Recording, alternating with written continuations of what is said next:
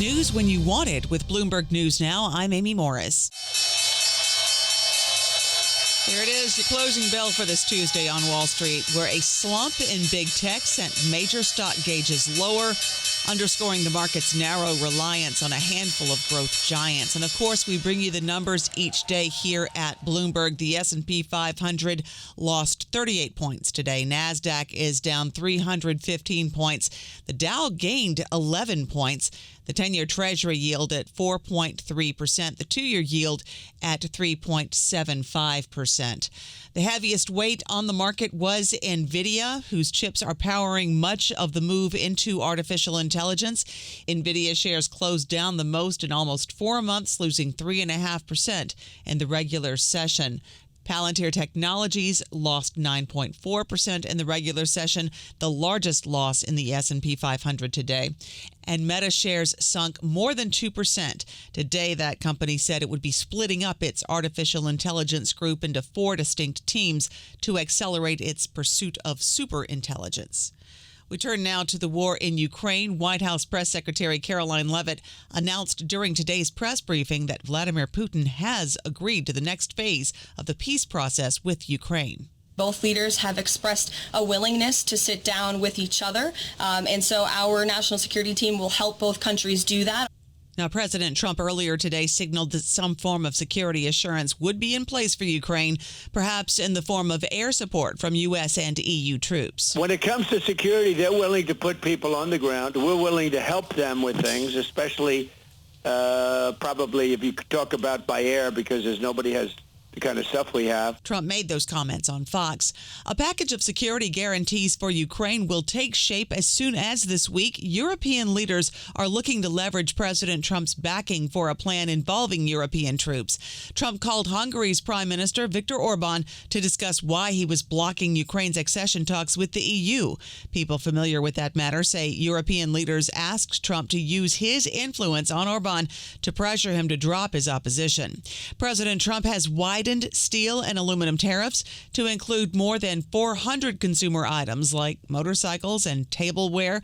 Customs brokers and importers in the U.S. were given little notice about the change, which went into effect yesterday. Bloomberg's Joe Doe says this is significant. We quoted a Michigan State professor who is focused on supply chains and said, if you count everything that just got listed in inclusions for new tariffs, it's 6 times more than the total that we saw in the 2018 time period. Bloomberg's Joe Doe.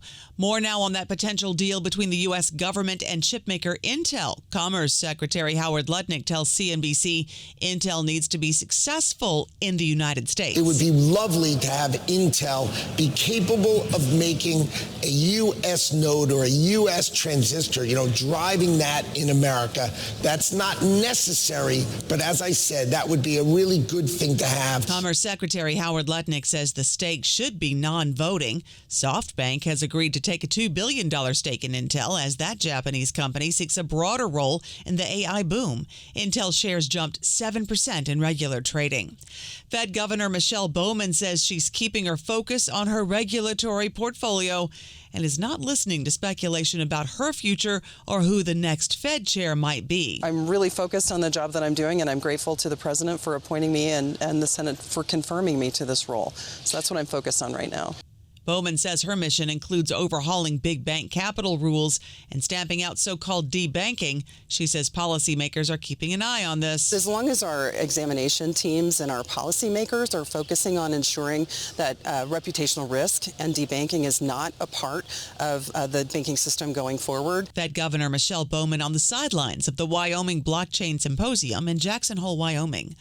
New residential construction increased 5.2% last month to an annualized rate of 1.43 million homes. Bloomberg's Michael McKee breaks down those numbers. Which is much more than the negative 1.8% that was forecast. It puts us at a 1,428,000 annual rate. That's up from 1,321,000. Bloomberg's Mike McKee says builders might be getting more confident in the idea that the Fed could cut rates, but building permits are still down 2.8%. Shares of Home Depot are more than 3% higher in regular trading after the home improvement store showed sales gains. Shoppers in the second quarter opted for smaller projects like lighting and gardening. Analysts say the gains show a strengthening over the past quarter, providing some confidence that the slump in home improvement may be over. That's news when you want it with Bloomberg News Now. I'm Amy Morris. This is Bloomberg.